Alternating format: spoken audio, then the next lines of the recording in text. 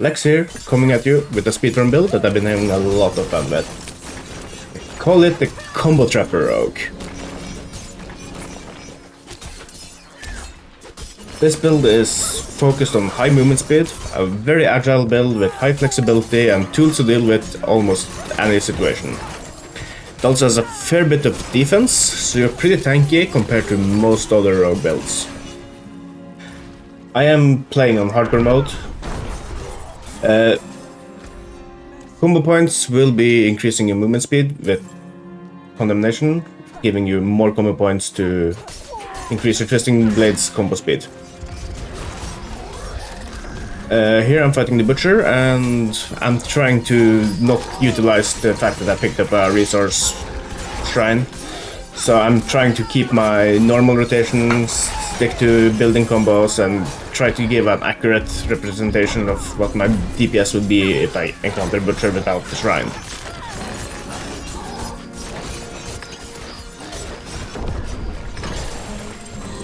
And as you can see, it died relatively quick.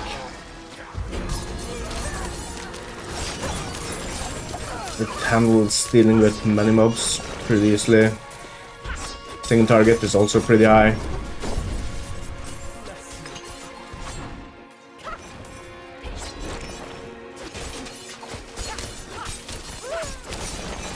With this build you will be able to basically get from 50 to 100 without any major issues.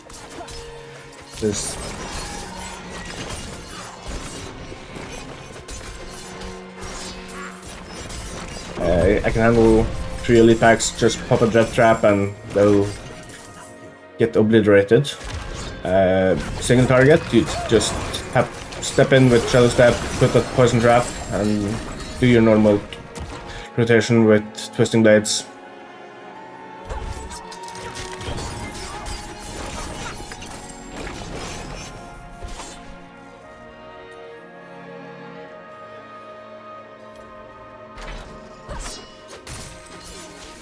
This is how the build plays. I will be giving you a full proper showcase of my talents, my paragons, my gear, everything I use to make this build possible, including the uniques I've equipped.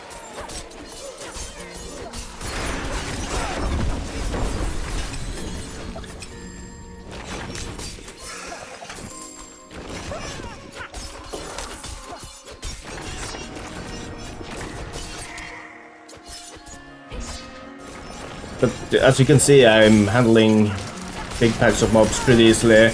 Just place in some Twisting Blades, zap across them, and let the returning blades hit as many targets as possible. It will make quick work of most packs.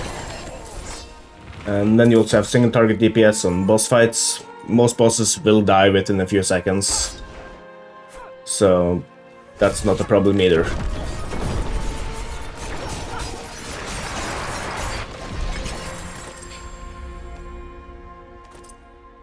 Let's go with the setup with the skill tree, aspects, and paragons. We start out with puncture, and we pick up the corresponding note enhanced and fundamental. Pick up all ranks of Twisting Blades with enhanced and advanced. Grab all ranks of sturdy and siphoning strikes. For the agility skills, we pick up dash and shadow step. Pick up enhanced and methodical for both of them.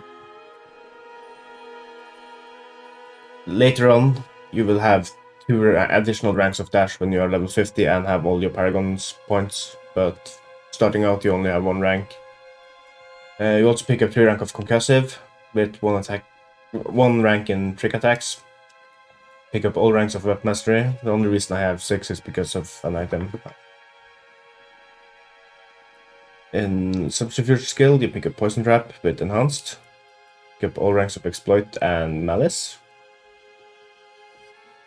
For imbuement, we don't use any imbuements, but we pick up 1 rank of deadly venom, 1 rank of alchemical advantage, and we have 3 ranks of debilitating toxins. We also pick up 3 ranks of frigid finesse. I will go over why this later on in the gearing section of this video.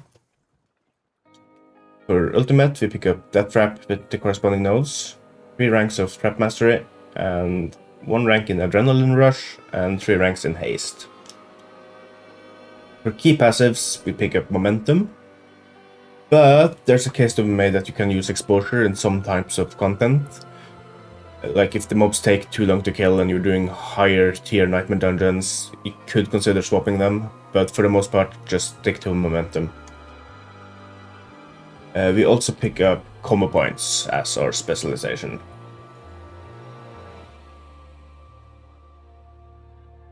As far as scaring goes, you will have cheat aspects on your helmet, aspect of disobedience on your chest, Manglish aspect on your gloves, aspect of might on your pants. You have a unique pair of boots called Penitent Graves.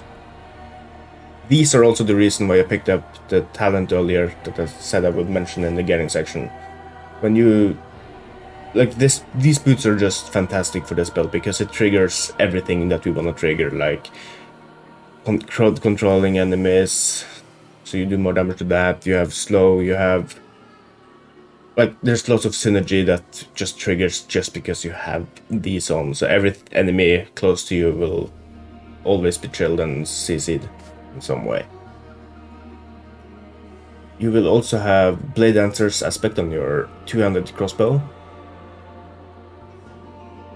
For the amulet, I decided to run Shadow Step because it just helps massively being able to get out of twice as many crowd controls. If you're not playing hardcore, I could consider changing this to a more offensive-oriented aspect. But yeah, if you're not playing hardcore, you can feel free to swap this around to whatever you want and what you prefer. I could suggest maybe the one that makes you attack your trap targets to vulnerable. That's a very good one. But I've decided to run double Shadow Step for now, and I like it. For my rings, I have the wrong rings right now. These are rings from a leftover build I played earlier. Once I upgrade them, I will be running with Ravenous Aspect and Accelerating Aspect. So I will have Energy Regen when I kill enemies that are vulnerable by 70%. I will also have Critical Strike with Core Skill increase your attack speed by 15 to 25% for 5 seconds. So that is the aspects I will be running shortly. For weapon, I run with the Smiting aspect to increase our crowd control duration. It's just very good. And the key unique for this build is Condemnation. This dagger is everything that's good with this build, basically. It just randomly being able to get 3 combo points after 1 attack to trigger movement speed is very nice, and it also does massive damage when you have 3 combo points versus like higher HP targets. You want to try to get 3 combo points before spending them, but when you are fighting smaller trash mobs, you don't really care if you hit them that hard. Most stuff will die very fast anyway. For gems, I go with topazes in my armor to have, in case you are out of Shadow Steps or don't have a target to Shadow Step to, and you're about to take a lot of damage if you're CC'd, it just helps being able to survive. For weapons, you go with emeralds, so you get increased critical strike damage to vulnerable targets, because everything will be vulnerable when you play this build. And for jewelry, you go with the skulls for increased durability. As far as paragons, I will just quickly go over it right here. I will be showing you 2 versions. This is the one that is in progress when I'm level 83, and then I will have another one that is intended for all the way to level 100 with all paragons unlocked. So, like the leveling version that I'm doing right now, you will have exploit in this area. Later on, this will be changed to another location that I will show you in another picture. And yeah, basically just go up here, pick up these trap nodes, trap related nodes, and deadly ambush. You progress this side into the cheap shot tree, pick up cheap shot, grab the socket here with control, and then you go down here into the cunning stratagem board and you go turf. And this is as far as I've gotten on my current build. But my next node is here. It's a glyph socket that I will socket in with, let's see, with combat. And now I'm gonna show you a picture of my intended build later down the line.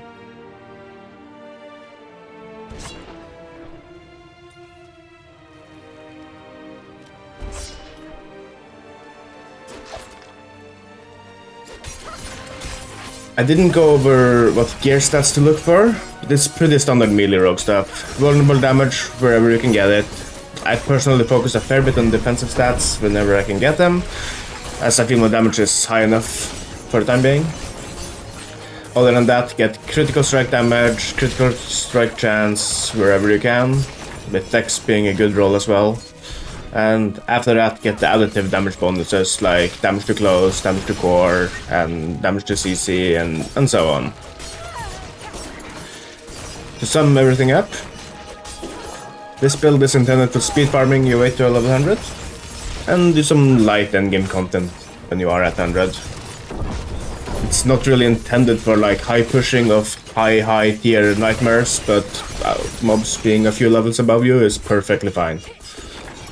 If you decide to test out this build yourself, let me know how it went. I would really appreciate your feedback. I will also be linking the full build down below in the description, and if you have any questions regarding the build or, well, anything, just feel free to ask.